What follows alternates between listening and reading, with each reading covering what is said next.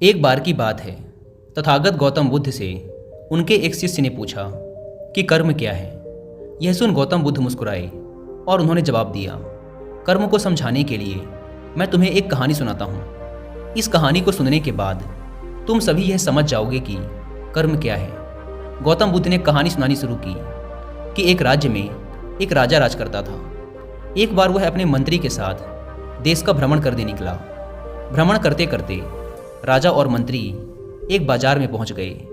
उस बाजार में राजा का ध्यान एक दुकानदार के ऊपर गया। उस दुकानदार को देखते ही राजा के मन में ना जाने क्यों यह विचार आया कि मैं इस दुकानदार को कल फांसी की सज़ा दे दूं। यह बात राजा ने अपने मंत्री को बताई। मंत्री कुछ बोले कि उससे पहले ही राजा उस दुकानदार की दुकान के सामने से आगे निकल चुके थे और दूसरी बातें करने लगे। मंत्री बहुत ही चिंतित हो गया। वह यह बात समझ नहीं पा रहा था कि आखिर दुकानदार की गलती क्या है। दुकानदार से बिना कुछ बात किए, बिना कुछ सोचे समझे महाराज ऐसा फैसला लेने के बारे में क्यों सोच रहे हैं। राजा और मंत्री भ्रमण करने के बाद राजमहल वापस चले गए, लेकिन मंत्री को रात भर नींद नहीं आई। सुबह जागने के बाद मंत्री एक साधारण प्रजा का रूप बनाकर उस दुकानदार के पास गया और उस दुकानदार से पूछा, तुम बेचते क्या हो? दुकानदार ने जवाब दिया, मैं चंदन की लकड़ियां बेचता हूँ।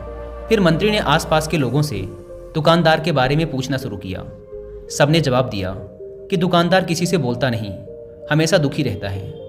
मंत्री को बात समझ में आ गई। वह मंत्री फिर वापस दुकानदार के पास गया और उस दुकानदार से पूछा, तुम दुखी क्यों रहते हो?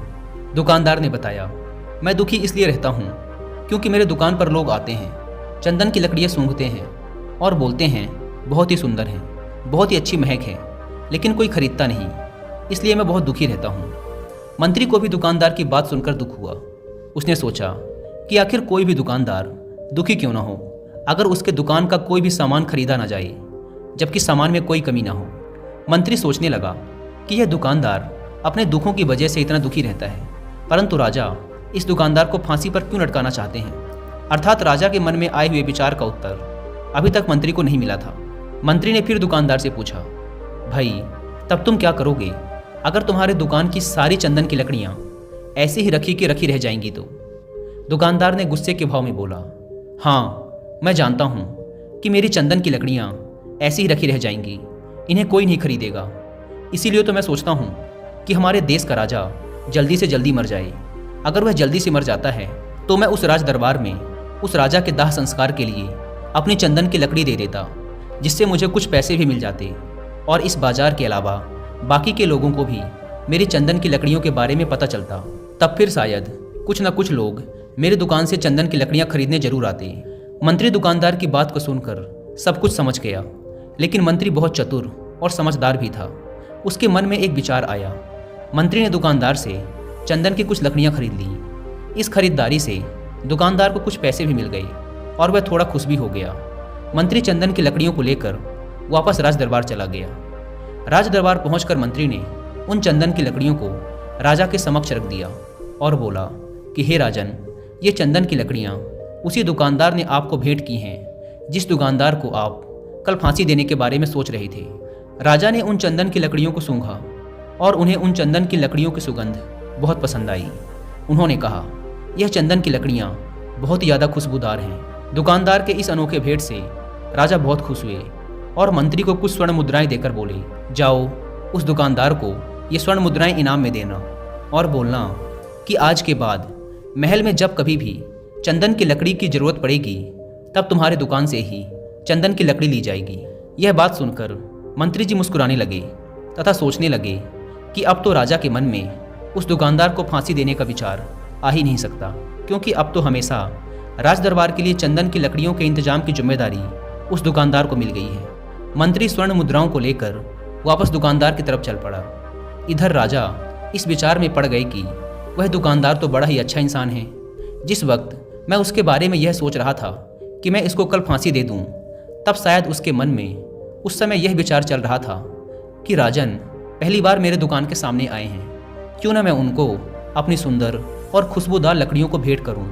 और आज उसने मुझे भेंट भी किया।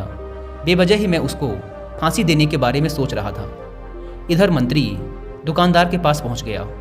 मंत्री ने राजा के द्वारा दी गई स्वर्ण मुद्राओं को दुकानदार को देते हुए कहा कि जिन चंदन की लकड़ियों को कल मैं खरीद कर ले गया था, उन चंदन की लकड़ियों को राजा ने बहुत पसंद किया और इनाम के तौर पर तुम्हारे लिए यह स्वर्ण मुद्राएं भिजवाई हैं। यह सुन दुकानदार बहुत खुश हुआ।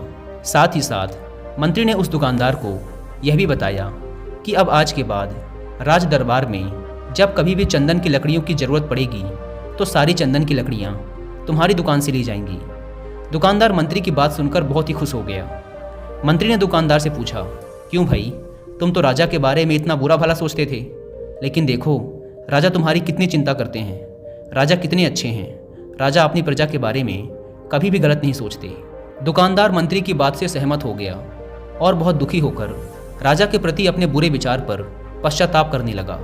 दुकानदार मंत्री से बोला, मैं कितना गलत सोचता था राजा के बारे में, राजा तो बड़े ही अच्छे हैं, बड़े ही भले राजा हैं, भगवान करे कि राजा की बहुत ही लंबी आयु हो। यह बात सुनकर मंत्री भी बहुत खुश हुआ। फिर मंत्री वहाँ से वापस राज दरबार को चला गया और यहीं पर तथागत गौतम बुद्ध ने इस कहानी को समाप्त करते हुए अपने शिष्यों से पूछा कि अब आप ही लोग बताओ कि कर्म क्या है। किसी शिष्य ने कहा, कर्म बोले हुए शब्द हैं। किसी शिष्य ने कहा, कर्म वाणी है। तो किसी ने कहा, कर्म सोच है। तो किसी ने कहा, कर्म भावना है, वगैरह वगैरह। अपने सारे शिष्यों के जवाब सुनने के बाद महात्मा गौतम बुद्ध ने कहा कि इंसान के विचार ही उसके कर्म हैं। हमारे विचार जैसे रहेंगे हम वैसे ही कर्म करेंगे और उन्हीं विचारों के द्वारा किए हुए कर्म हमारे सुख और दुख के लिए उत्तरदायी होते हैं। अर्थात अगर हमारे विचार ही गलत हैं तो हमारे द्वारा किए हुए कर्म भी गलत ही होंगे और उनका परिणाम भी गलत ही निकलेगा, जिसके परिणाम स्वरूप हम दुखी रहेंगे। अगर हमारे विचार सही रहेंगे तो हम सही कर्म करेंगे, सही कर्म करेंगे तो फिर सही फल मिलेगा, जिससे हमारे जीवन में सुख आता है। दोस्तों, अगर आप कर्म के बारे में और डिटेल से जानना चाहते हैं तो आप सबको सद्गुरु जग्गी वासुदेव के द्वारा लिखी एक किताब जरूर पढ़नी चाहिए, जिसका नाम है कर्मा बाय सद्गुरु। इस किताब में सद्गुरु ने कर्म और उसका हमारे जीवन पर पड़ने वाले प्रभावों के बारे में तो विस्तार से समझाया ही है, साथ ही उन्होंने कर्म के बारे में सालों से चले आ रहे कुछ गलत भ्रमों को भी तोड़ा है। यह किताब आपको कर्म के बारे में एक बिल्कुल ही नया नज़रिया प्रदान करेगी। इसीलिए आप सबको एक बार इस किताब को जरूर पढ़ना चाहिए। और अगर आपके पास इस पूरी किताब को पढ़ने का टाइम नहीं है तो आप हिंदी में इस किताब की समरी भी सुन सकते हैं कुकू FM ऐप पर। कुकू FM के बारे में तो आप सब जानते हैं कि यह इंडिया का one of the best audio book platform है, जहां पर आप मात्र एक बुक से भी कम की कीमत पे करके पूरे एक साल तक हजारों बुक्स को ऑडियो फॉर्मेट में सुन सकते हैं, वो भी अपनी मनपसंद लैंग्वेज में। नॉर्मली इस प्लेटफॉर्म के एक साल का सब्सक्रिप्शन पड़ता है 399 रुपीज़ का, लेकिन अगर आप यूज़ करते हैं कूपन कोड WI50 तो पहले 250 लोगों को मिलेगा 50% का डिस्काउंट और सिर्फ 199 रुपीज़ में पूरे एक साल तक हज़ारों ऑडियो बुक्स और सैकड़ों कोर्सेज का एक्सेस। अगर आप इस ऐप को डाउनलोड करना चाहते हैं तो ऐप की link description and first comment पर मिल जाएगी। दोस्तों, अब हम कर्म को थोड़ा आसान भाषा में समझने की कोशिश करते हैं। कर्म का अर्थ है कार्य। इस दुनिया में, इस ब्रह्मांड में जो कुछ भी काम हो रहा है वो सब एक कर्म है। असल में देखा जाए तो कर्म क्रिया और प्रतिक्रिया के साधारण से सिद्धांत को फॉलो करता है। हम जो भी कार्य करते हैं वो एक कर्म है और फिर क्रिया और प्रतिक्रिया के सिद्धांत के अनुसार हर कर्म का एक परिणाम भी होता है। जैसे कांच के गिलास को फेंकना एक कर्म है और उसका टूट जाना उसका परिणाम, अत्यधिक बारिश होना एक कर्म है और बाढ़ आना उसका परिणाम। असल में परिणाम हमारे हित में होगा या अहित में, ये पूरी तरीके से हमारे द्वारा किए गए कार्य पर निर्भर करता है। ज़्यादातर लोग ये सोचते हैं कि ऊपर आसमान में कोई बैठा है जो निर्णय लेता है कि किसके जीवन में सुख देना है और किसके जीवन में दुख, जबकि असल में हमारे कर्म और फिर उनके द्वारा मिलने वाले परिणाम ही हमारे सुख और दुख को निर्धारित करते हैं। इसीलिए हमारी भारतीय परंपरा में ये कहा जाता है कि आप अपने भाग्य के निर्माता स्वयं हैं। असल में कर्म का परिणाम ही भाग्य है और हमें कैसे कर्म करने हैं ये पूरी तरीके से हमारे हाथ में होता है। तो जब कोई अच्छा कर्म करता चला जाता है तो उसका भाग्य भी अच्छा होता चला जाता है। जैसे अगर दो बच्चे हैं और उसमें से एक बच्चा बचपन से ही नई चीज़ों को सीखने और जानने का प्रयास करता रहता है, वो हमेशा ही जो भी करता है उसमें अपना सर्वश्रेष्ठ देने की कोशिश करता है, और जो दूसरा बच्चा है वो ना तो किसी नई चीज़ के बारे में सीखने और जानने का प्रयास करता है और ना ही किसी काम को पूरे मन से करता है।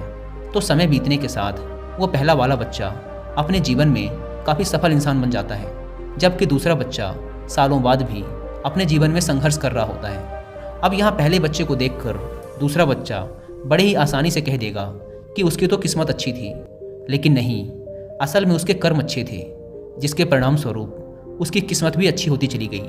तो अगर हम चाहें तो अपने कर्मों को बदलकर अपना भाग्य बदल सकते हैं। सीधी सी बात है, जैसे ही आप अपने कर्म बदलोगे, आपका भाग्य बदलना शुरू हो जाएगा। और ये दोनों ही परिस्थिति में सही है, अच्छे के लिए भी और बुरे के लिए भी। लेकिन असल में कोई इंसान कैसे कर्म करता है, ये मुख्य रूप से उसके माता पिता, परिवार, समाज और आसपास के माहौल पर भी निर्भर करता है। ज़्यादातर केसेस में एक एक्टर का बेटा एक्टर बनने की ही कोशिश करता है, इंजीनियर का बेटा इंजीनियर और डॉक्टर का बेटा डॉक्टर। इसका कारण ये है कि हमारा शरीर और मन अपने आसपास से ही सूचनाएं इकट्ठा करते हैं और हम हमारे अंदर मौजूद सूचनाओं और ज्ञान के आधार पर ही कोई कार्य करते हैं और फिर हमें उसी के अनुसार परिणाम भी मिलते हैं। असल में हम अपने रोज़ के कामों का 99% अनकॉन्शियस तरीके से करते रहते हैं, क्योंकि हमारा शरीर और मन प्राप्त सूचनाओं को याद रखता है और फिर उन्हें दोहराता रहता है। जैसे जब हम कार चलाना सीख रहे थे, तब हम एकदम पूरी कॉन्शियसनेस के साथ हर चीज़ पर ध्यान रख रहे थे कि स्टीयरिंग कहाँ है, ब्रेक कहाँ है। लेकिन कुछ समय बाद हम बात करते हुए या कुछ भी सोचते हुए बड़ी आसानी से कार चला पाते हैं, क्योंकि अब हमारे अंदर कार चलाने की प्रोग्रामिंग हो चुकी है और हम लगभग अपने सारे काम अब इसी तरीके से करते हैं, बिना किसी जागरूकता के। बस वो काम होते चले जाते हैं, क्योंकि हमारे काम बिना किसी जागरूकता के हो रहे हैं। इसीलिए हमें लगता है कि हमें कोई चला रहा है, कोई अदृश्य शक्ति, जबकि असल में हमारे कर्म ही अब हमारी आदत बन चुके हैं। अगर हम अपने ज़्यादातर काम जागरूक होकर करने लगे तो पाएंगे कि हमारा भाग्य हमारे ही हाथ में है, क्योंकि जागरूकता की वजह से हमारे कर्मों पर हमारा पूरा नियंत्रण हो जाता है। जैसा कि ऊपर की कहानी में गौतम बुद्ध ने कहा था कि हमारे विचार ही हमारे कर्म हैं, और जागरूकता की अवस्था में हमारे विचारों पर पूरा नियंत्रण हो जाता है। विचारों के नियंत्रण से हम कर्म में नियंत्रण हासिल कर लेते हैं, और फिर जब हमारे कर्म हमारे हिसाब से होंगे तो उनका परिणाम भी उसी के अनुरूप ही होगा। इसीलिए गौतम बुद्ध ने चित्त के नियंत्रण पर जोर दिया है कि जब किसी इंसान का चित्त ही शुद्ध हो जाएगा तो उसके मन में बुरे विचार ही कैसे आएंगे और फिर वो बुरे कर्म ही कैसे करेगा। इसीलिए गौतम बुद्ध का पूरा ज्ञान चित्त की शुद्धता पर जोर देता है।